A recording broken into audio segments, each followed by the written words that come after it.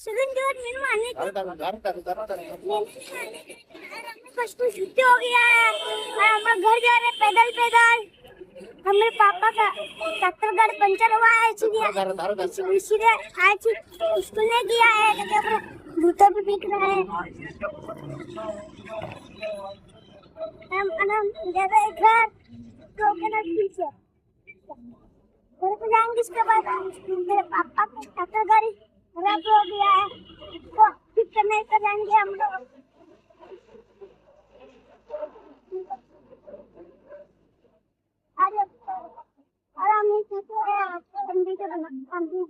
बना रहे हैं। अरे बिल्कुल मंदिर भी है।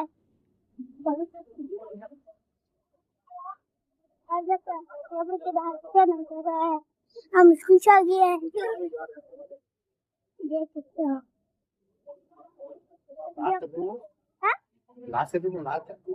देखो अपन दूर जाएंगे चिड़िया को हम स्कूल से आ गए हैं मोहना